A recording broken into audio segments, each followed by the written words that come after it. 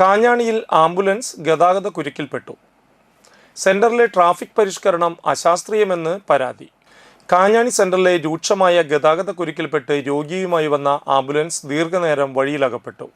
ചൊവ്വാഴ്ച വൈകിട്ട് 3:30 വാടാനപ്പള്ളി ഭാഗത്തു നിന്നും തൃശൂരിലേക്ക് അപകടത്തിൽപ്പെട്ടയാളുമായി പോയ ആംബുലൻസാണ് കാഞ്ഞാണി സെന്ററിലെ അഴിയാക്കുരുക്കിൽ കുടുങ്ങിയത്.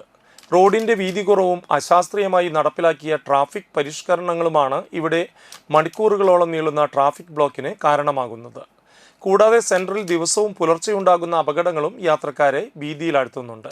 ഏനാമാവ് അന്തിക്കാട് റോഡുകളിൽ നിന്ന് പുലർച്ചെ കാലങ്ങളിൽ വരുന്ന വാഹനങ്ങളിലെ പ്രദേശത്തെക്കുറിച്ച് പരിചയമില്ലാത്ത ഡ്രൈവർമാർക്ക് കാഞ്ഞാണി സെൻറ്റർ പെട്ടെന്ന് തിരിച്ചറിയാൻ സാധിക്കാത്തതാണ് അപകടങ്ങൾക്ക് പ്രധാന കാരണം.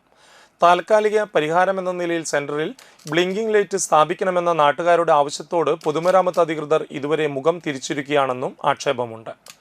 വിഷയത്തിൽ ജില്ലാ കളക്ടർ അടിയന്തരമായി ഇടപെട്ട് ഗതാഗത കുരുക്കിനും അപകടങ്ങൾക്കും ശാശ്വത പരിഹാരം കാണണമെന്ന് പൊതുപ്രവർത്തകനായ ജനാർദ്ദനൻ മണ്ണുമ്മൽ ആവശ്യപ്പെട്ടു.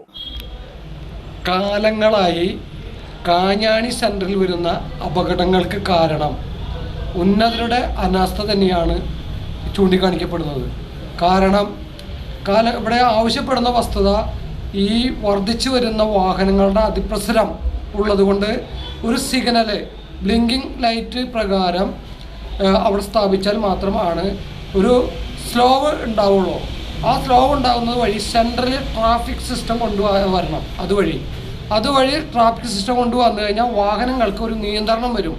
ഇതെല്ലാ വണ്ടികളും 4 വശത്തു നിന്ന് വരുന്ന വാഹനങ്ങൾ സെൻട്രലിലേക്ക് കയറി വരുമ്പോൾ അങ്ങോട്ടും ഇങ്ങോട്ടും പോകാൻ ഇടമില്ലാതെ മറ്റു വാഹനങ്ങൾ കയറി വന്ന് കൂട്ടിയിടിച്ചുകൊണ്ടാണ് അവിടെ അപകടങ്ങൾ ഉണ്ടാകുന്നത്.